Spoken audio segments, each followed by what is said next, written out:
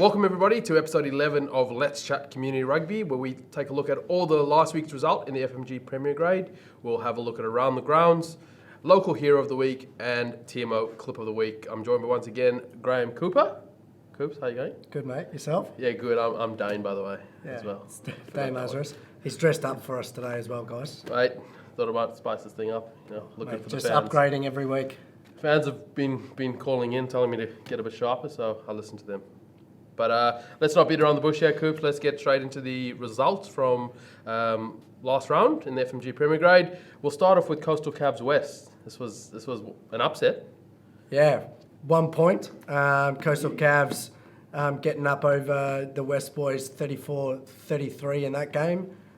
Mate, the West Boys are struggling to win games, leaving it to the last minute, and this week they couldn't get the cheese. Yeah, they scored a couple late tries, but yeah, not good enough at the end. And I know Dill Parsons is scratching his head.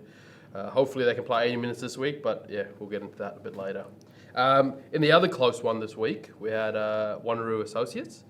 That one was a cracker. I saw the end of that one. Yeah, the Wanneroo boys matched the Soaks boys up front in this fixture, and it came down to a penalty goal at the end, which the Soaks boys missed, unfortunately. But we'll have a clip of that and how it came about a little bit later in TMO Clip of the Week. And then in another big one there, Arcs defeating Joondalup 51-26, and they defended the Rugby WA Cup. So a small little trophy that they get to carry around for another 2 weeks because they're not playing at home this week. So that one there, I thought was an outstanding result by them. Yeah, big win by the Arcs boys. They keep winning. They're most probably going to be unlucky to miss out on that top six. The way they're going at the moment. Absolutely. And in other results there, we had Cottesloe defeating Perth Bayswater 52 points to 5. We had Nedlands defeating Southern Lions 59-17. UWA defeating Kalamunda 49-25 over at the bullpen, that one. And then in the live stream fixture, Palmyra defeated Curtin 88 points to 3.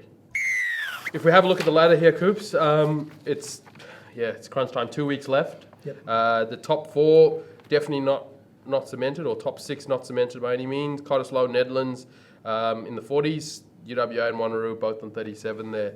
But yeah, it's anyone's game all the way down to Kalamunda there. A couple of results go their way to scrape into that top six. And then Palmyra, I think that's the big one. We spoke about them earlier this in the episodes, and they were struggling. Yeah, I think they've won 5 out of their last 6 or something like that. So they've got a bit of momentum come the split. So if they win in the next 2 weeks and make that 6, I think they'll be pretty tough to beat going into the last 5 rounds. Yeah, absolutely. So that's the ladder just there. West Scarborough 36 points there. So they're going to have to win a couple just to stay in that top 6 because people are hot on their heels. That's it. We go look around the grounds here, Coops. I'll let you talk about this one, the Junior Wallabies. Yeah, so the Junior Wallabies defeated Argentina in the semi-finals of the Under-20s World Championship the other night, beating them 34-13. And they'll be taking on France at 2:30am on Sunday morning to try and get the cheese in that one and take the championship out. So good luck to our local lads, Maka and Carlo, in that one.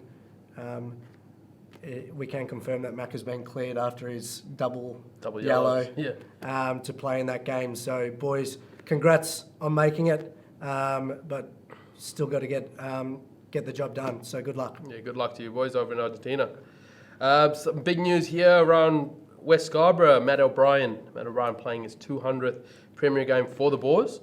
So, Matty, great work. All the best for this weekend, and hopefully you get the win in that 200th match, mate. The next one, Dane, another milestone game is Scott Cornell, one of the Roo-Dogs boys, playing his 100th game for the Roo-Dogs, but he hasn't missed a Premier Grade game in that 100. So, to stay injury-free as a hooker is pretty impressive. So, well done, Scott, on that milestone there. So good work, boys. Yeah, well done there. Western Force are taking on the Fijian Latui. this Friday night, and this is actually up for the Pacific Showcase Series winner. Whoever wins this will take home that, and 25K, I believe, for community rugby, or how that is distributed. And so make sure you use your club code. Each club has a unique code, and schools to redeem free tickets. And it puts your club or school in a chance to win some prizes, such as cash and equipment vouchers. And first prize is 6,000 in total prize pack, so that's pretty good. And first, second, and third prizes on up for grabs there. So make sure you redeem, pack out the stadium, and get behind the Western Force for this weekend. All right, so let's look ahead at the fixtures coming up for this round, Coops, of FMG Premier Grade. First off, up at Kingsway Reserve, we've got Wanneroo taking on Netherlands. Yeah. What do you have in this one? Mate, I think this one will be a close one. But having seen what the Wanneroo boys have done in the last 2 weeks, especially defensively, I reckon they're going to get up over Netherlands here in a close one at the Kennel. It's a big one. I think they will. It should be hopefully a cracker. Southern Lions, West Scarborough. So West and Southern Lions both coming off losses in the last round. This is at Success Regional Sports Complex. Yeah. Who do you have? I'm going to pick the West boys here in another close one. But if they're going to be red hot title contenders this year, they need to start showing a bit of form. And I think the coaching staff at West are going to give the boys a bit of a kick up the arse this week. Coastal Cav v Palmyra. This is down at Lark Hill. Yep. So, mate, the Palms heading down to Lark Hill in this one. Mate, I'm going to pick the first draw of the season just to spice the ladder up a little bit leading into the last round before the split. So I'm going to pick a 18-all draw Jeez. in this one. No draws this season so far, so we're going to get one. Yep. 2 rounds before the split. Yep. Okay. Curtin Uni Arcs at Edinburgh Oval over at the Uni. Yeah, mate, Arcs are in form. So safe to say that they're going to take it out there, and I think that midfield pairing that they've got at the moment is going to carve up. Yeah, absolutely. Basie v Associates, Pat O'Hara Reserve. Yeah, so talking to Brendan Logue, the head coach at Perth Bayswater, he reckons they're coming good. So another close one, but the Soaks boys a little bit more experienced than the Basie boys. I'm going to pick them by about 5, I think, in this one. We'll come back to Logues and maybe give us a little insight into his little tip for the back end of the season. Joondalup versus Kalamunda, HBF Arena. I'm going to pick Calla. Joondalup's just been too up and down this year to back week in, week out. So I think the Calla scrum will be quite dominant. So, yeah, I'll pick the Kalamunda boys. They were without Sheldon Tarawa, who actually played against the Force for Samoa. So that was really good work for Sheldon. And I don't know if he's back this week. I haven't heard. Not sure. So maybe he makes a difference, though. Yeah, but that's true. Yeah, we'll see what happens. The live stream fixture for the week is a cracker, 1v3. Yep. Cottesloe taking on UWA at McGilvray Oval. This could be anyone's game, I think. Probably a draw. What do you reckon? Yeah, it will be close. I personally think the Cop boys are a little bit more experienced than the UWA boys, might get up there.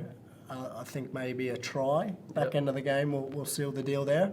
But we'll see. UWA boys have been playing well, so flip of a coin, really. Absolutely. If you want to tell us what Logues' predictions for that back end of the season is. Yeah, so back end of the season, obviously mentioned that I had a yarn to him. He reckoned the bolters for the GF this year is the Wanneroo and UWA. So from a guy as experienced as him and who watches a lot of rugby, it'll be interesting to see how that plays out. Absolutely, yeah. We'll remember that one come finals time. Local hero of the week. So I'll chat about this one this week, Coops. It's Tom Gorman.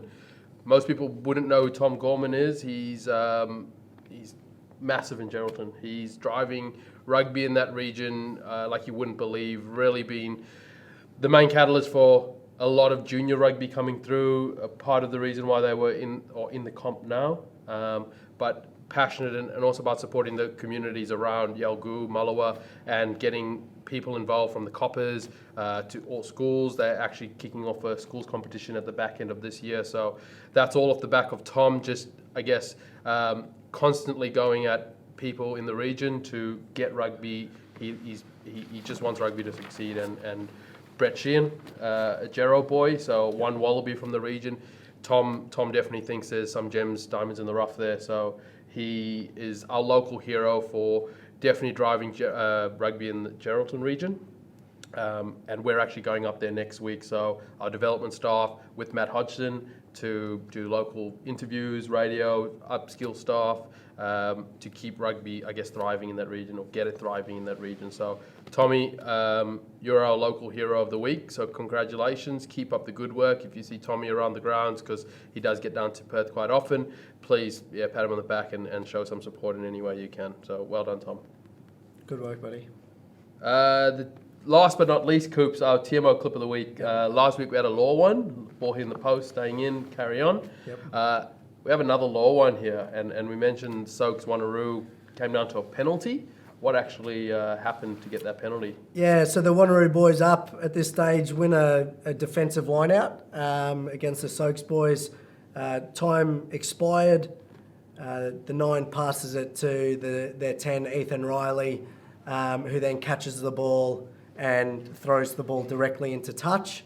In our game, you can't throw the ball directly into touch. You either have to kick it or run it out. This then resulted in Soaks having a shot from about 45 metres out to win the game, which they missed. So here's the clip to what not to do.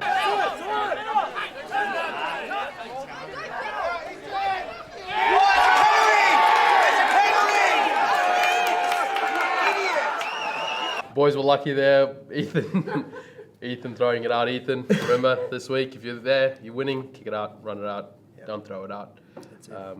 But that's all we have time for, Coops. It's a wrap. It's a wrap. The board, this will be back. It will be. Come with us on the road if we ever get on the road. Thanks for joining us. You're off semi-final, Brumbies Sharks. Good luck. Thanks, mate. Good luck to everybody playing this weekend. FMG Premier Grade, ATA Women's and Junior Rugby. And yes, please send in your local hero, clip of the week, or any information from around the ground that you want us to talk about for your club. So all the best, and see you next week.